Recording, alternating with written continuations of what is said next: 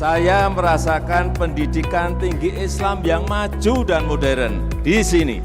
Mari bergabung bersama Unisma Malang, kampus unggul berdaya saing menuju world class university. Assalamualaikum warahmatullahi wabarakatuh.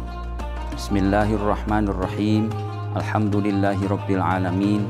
Tsummas salatu wassalamu ala asyrafil mursalin Sayyidina Muhammadin wa ala alihi wa sahbihi ajma'in. Amma ba'du. Pemirsa Badu TV rahimakumullah, alhamdulillah kita masih dilimpahi banyak anugerah oleh Allah Subhanahu wa taala. Sampai hari ini kita masih bisa menikmati ibadah-ibadah di bulan Ramadan. Mudah-mudahan rangkaian ibadah kita di Ramadan ini diterima oleh Allah Subhanahu wa taala menjadi ibadah yang makbulah. Amin ya rabbal alamin. Kali ini kami ingin mengangkat tema tentang keunggulan umat Nabi Muhammad SAW dibanding umat-umat yang lain. Kami awali dari satu firman Allah di surat Ali Imran. Allah nyatakan, kuntum khaira ummatin ukhrijat linnas ta'muruna bil ma'ruf wa tanhauna 'anil munkar. Al-ayah. Kalian semua, wahai umat Muhammad, adalah khaira ummah, sebaik-baik umat yang ditampilkan oleh Allah di antara para manusia umat-umat yang lain. Kalian mau saling beramar ma'ruf nahi mungkar. Kalian sungguh-sungguh beriman kepada Allah. Ayat ini pernah dibaca oleh Nabi Musa alaihissalam, sehingga satu ketika Nabi Musa mengadu kepada Allah, wahai Allah, aku membaca di dalam Al-Wah ada satu ummah yang begitu baik, hum khairu ummah, hum khairul umam, ya'muruna bil ma'ruf wa yanhauna 'anil munkar, ij'alhum ummati. Nabi Musa ingin agar umat itu dijadikan sebagai umatnya, tetapi ditolak oleh Allah. Hum ummatu Muhammadin sallallahu alaihi wasallam. Mereka itu adalah umat Nabi Muhammad sallallahu alaihi wasallam. Lalu Nabi Musa membaca lagi, wahai Allah, mereka itu sebenarnya umat yang terakhir hidupnya, tetapi besok di akhirat paling dahulu diproses bahkan mendapat kenikmatan surga. Humul akhirun as-sabiquna yaumal qiyamah. Nabi Musa juga ingin agar itu umat saya. Lagi-lagi dijawab oleh Allah, bukan, itu adalah umat Nabi Muhammad SAW. Lalu Nabi Musa membaca lagi, mereka itu idza hamma bihasanatin falam ya'milha katabta lahu hasanatun wahidah. Umat itu apabila hanya ingin, masih punya keinginan saja, masih berniat melakukan kebaikan dan tidak dia lakukan, engkau sudah membalasnya sebagai satu kebaikan. Apabila dia benar-benar melakukan kebaikan itu, maka engkau membalasnya dengan 10 kali sampai 700 kali, bahkan sampai berlipat-lipat. Termasuk yang diajarkan oleh baginda Rasul adalah khususnya kebaikan berupa ibadah puasa ini. Allah menyatakan tidak ada hitungan-hitungan kebaikan bagi orang-orang yang sedang melaksanakan ibadah puasa. As-saumuli wa ana ajzibih. Mendengar kebaikan ini, lagi-lagi Nabi Musa ingin agar itu dijadikan sebagai umatnya. Lagi-lagi Allah pun menolak, bukan, itu adalah umat Nabi Muhammad SAW. Sebaliknya umat itu apabila punya keinginan, berniat melakukan kejelekan, maka engkau tidak mencatatnya. Kalau dia benar-benar melakukan satu kejelekan, maka engkau hanya menulis sebagai satu kejelekan saja. Bahkan kalau umat itu kemudian bertobat, engkau pun menghapus kejelekan itu. Nabi Musa ingin juga, jadikan itu umatku ya Allah. Lagi-lagi Allah menjawab, bukan, itu adalah umat Nabi Muhammad SAW. Dan banyak lagi.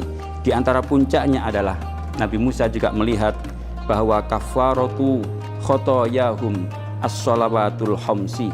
Umat ini punya ibadah khusus yang hanya diberikan kepada umat ini saja, berupa fardu sholat sebanyak 5 waktu dalam satu hari. Dan ini dijadikan oleh Allah sebagai kafarah, sebagai penghapus atas kesalahan-kesalahan, dosa-dosa kecil yang terjadi di antaranya. Maka Nabi Musa pun ingin agar itu dijadikan sebagai umatnya.